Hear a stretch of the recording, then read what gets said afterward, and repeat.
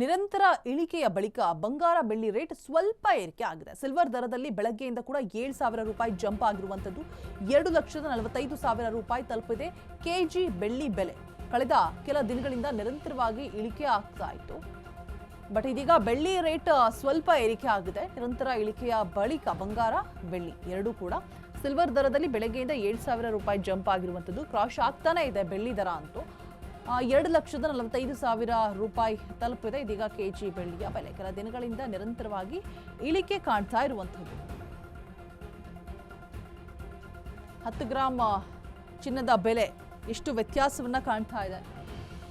ಬೆಳಗ್ಗೆ ಮತ್ತೆ ಸಂಜೆಗೂ ಕೂಡ ಹೋಲಿಕೆ ಮಾಡಿದ್ರೆ ಮಾರ್ಕೆಟ್ ಕ್ಲೋಸಿಂಗ್ ಸಂದರ್ಭದಲ್ಲಿ ಮತ್ತಷ್ಟು ಏರಿಕೆಯನ್ನ ಕಾಣಬಹುದು ಅಂತ ಅಂದಾಜಿಸಲಾಗ್ತಿದೆ. ನಿನ್ನೆ ಬಂಗಾರದ ಬೆಲೆ ಅಂದ್ರೆ ಏರಿಕೆ ಆಗಿತ್ತು, ಮತ್ತೆ ಜೊತೆಗೆ ಬೆಳ್ಳಿ ಕ್ಲೋಸಿಂಗ್ ಟೈಮ್ ಹೊತ್ತಿಗೆ ಇಳಿಕೆ ಕಾಣಬಹುದು ಅಂತ ಹೇಳಲಾಗ್ತಾ ಇತ್ತು. ಬಟ್ ಇವತ್ತು ಕಂಪ್ಲೀಟ್ ಆಗಿ ಉಲ್ಟಾ, ಇವಾಗ ಸ್ವಲ್ಪ ಏರಿಕೆ ಆಗಿದೆ, ಮತ್ತೆ ಕ್ಲೋಸಿಂಗ್ ಟೈಮ್ ಹೊತ್ತಿಗೆ ಇಳಿಕೆ ಇನ್ನೂ ಕೂಡ ಏರಿಕೆ ಆಗಬಹುದು ಅಂತ ಕೂಡ ಅಂದಾಜಿಸಲಾಗ್ತಾ ಇದೆಯಂತೆ.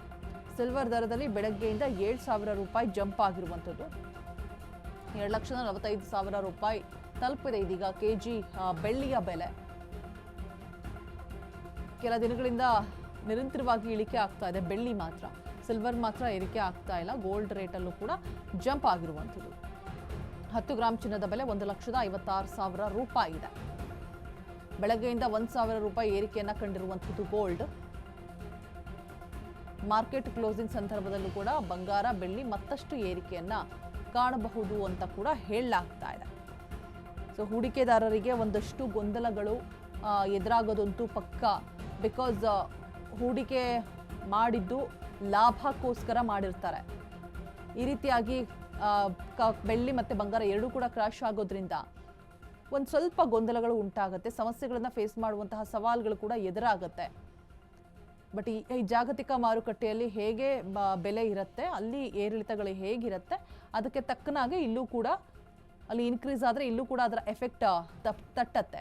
ಸೊ ಈ ವಿಚಾರವಾಗಿ ಮಾತನಾಡಿದಂಥ ಸಂದರ್ಭದಲ್ಲಿ ನಿರ್ಮಲಾ ಸೀತಾರಾಮನ್ವರೆಗೂ ಕೂಡ ಹೋಯ್ತು ವಿಚಾರ. ಏನು ಮಾಡಬೇಕು ಮಿಡಲ್ ಕ್ಲಾಸ್, ಲೋಯರ್ ಮಿಡಲ್ ಕ್ಲಾಸ್ನವರು, ಇಷ್ಟೊಂದು ಬಂಗಾರದ ರೇಟ್ ಜಾಸ್ತಿ ಆದರೆ ಅನ್ನುವಂಥ ವಿಚಾರ ಬಂದಾಗ ಅವರು ಹೇಳಿದ್ದು ಕೊಟ್ಟಿದ್ದು ಕೂಡ ಇದೇ ಉತ್ತರವನ್ನೇ. ಜಾಗತಿಕ ಮಾರುಕಟ್ಟೆಯ ಎಫೆಕ್ಟ್ ಇಲ್ಲಿ ತಡ್ತಾ ಇದೆ, ನಮ್ಮ ಕೈಲಿ ಏನೂ ಕೂಡ ಮಾಡೋದಕ್ಕೆ ಸಾಧ್ಯ ಆಗೋದಿಲ್ಲ ಅನ್ನುವಂಥ ಮಾತನ್ನು ಹೇಳಿದರು. ಇದೀಗ ಕ್ಲೋಸಿಂಗ್ ಟೈಮಲ್ಲಿ ಇನ್ನೂ ಕೂಡ ಏರಿಕೆ ಆಗುವಂತಹ ಸಾಧ್ಯತೆಗಳು ಇದೆ ಅಂತ ಹೇಳಲಾಗ್ತಾ ಇದೆ. ಇತ್ತೀಚಿನ ದಿನಗಳಂತೂ ಈಗ ಗೃಹ ಪ್ರವೇಶಗಳು, ಹಬ್ಬಗಳು, ಒಂದರಿಂದ ಒಂದು ಮದುವೆಗಳು ಒಂದರಿಂದ ಒಂದು ಬರ್ತಾನೆ ಹೋಗುತ್ತೆ. ಮಾರ್ಚ್ ಸ್ಟಾರ್ಟ್ ಆಯಿತು, ಫೆಬ್ರವರಿ ಎಂಡಿಂಗ್ ಮಾರ್ಚ್ ಸ್ಟಾರ್ಟ್ ಆಯಿತು ಅಂದರೆ ಕಂಪ್ಲೀಟ್ ಆಗಿ 3 to 4 ಮಂತ್ಸ್ ಇರುತ್ತೆ. ಸೊ ಈಗ ಸಿಕ್ಕಾಪಟ್ಟೆ ಹೊಡೆತ ಬೀಳೋದಂತೂ ಗ್ಯಾರಂಟಿ ಗ್ರಾಹಕರಿಗೆ. ಬಟ್ ಹೂಡಿಕೆದಾರರಿಗೆ ಹೆಲ್ಪ್ಫುಲ್ ಆಗುವಂತಹ ಒಂದು ಸನ್ನಿವೇಶ.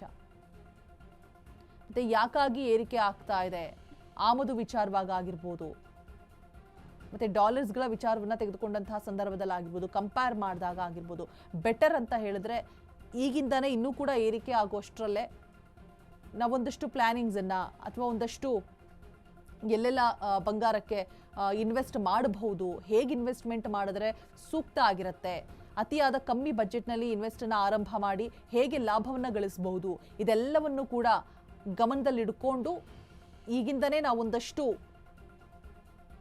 ಪ್ಲಾನಿಂಗ್ಸನ್ನು ಮಾಡಿಕೊಂಡ್ರೆ ಮುಂದೆ ಯಾವುದೇ ರೀತಿಯಾದಂತಹ ಅಂದರೆ ಕಷ್ಟ ಆಗೋದಿಲ್ಲ ಬಂಗಾರ ತೆಗೆದುಕೊಳ್ಳೋದಿಕ್ಕೆ.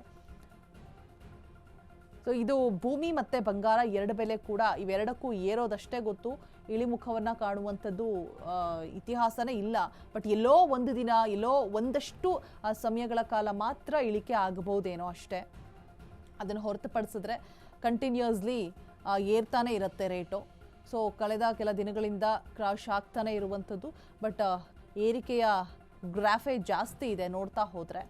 ಸೊ ಹಾಗಾಗಿ 10 ಗ್ರಾಂ ಚಿನ್ನ 1,56,000 ರೂಪಾಯಿ ಆಗಿದ್ದು 1,80,000 ತನಕ ಕೂಡ ಚಿನ್ನದ ಬೆಲೆ ಹೋಗಿತ್ತು.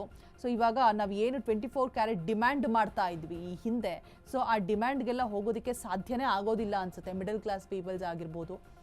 ಯಾಕಂತಂದರೆ ನಮಗೆ 18 ಕ್ಯಾರೆಟ್ ಚಿನ್ನನೇ ತಗೊಳ್ಳೋದಕ್ಕೆ ಸಾಧ್ಯ ಆಗ್ತಾ ಇಲ್ಲ ಇವಾಗಿನ ರೇಟ್ಗೆ. ಸೊ ಹಾಗಾಗಿ ನಾವು 24 ಕ್ಯಾರೆಟ್ 22 ಕ್ಯಾರೆಟ್ ಎಲ್ಲ ಮರ್ತು ಬಿಡಬೇಕು. ಏನಿದ್ರು ಕೂಡ ನಾವೀಗ 18 ಕ್ಯಾರೆಟ್ ಚಿನ್ನದ ಮೊರೆ ಹೋಗಬೇಕಾದಂತಹ ಸನ್ನಿವೇಶ ಸಂದರ್ಭ ಖಂಡಿತವಾಗಿಯೂ ಎದುರಾಗಿದೆ. ಏನು ಮಾಡಲಿಕ್ಕೆ ಆಗೋದಿಲ್ಲ. ಸೊ ಎಷ್ಟು ಖರೀದಿ ಮಾಡೋಕ್ಕೆ, ಎಷ್ಟು ಆಫರ್ಸ್ಗಳನ್ನು ಯುಟಿಲೈಸ್ ಮಾಡ್ಕೊಳ್ಳೋದಕ್ಕೆ ಸಾಧ್ಯ ಆಗುತ್ತೆ. ಆ ರೀತಿಯಾಗಿ ಮಾಡಿಕೊಂಡ್ರೆ ಒಳಿತು, ಬೆಟರ್.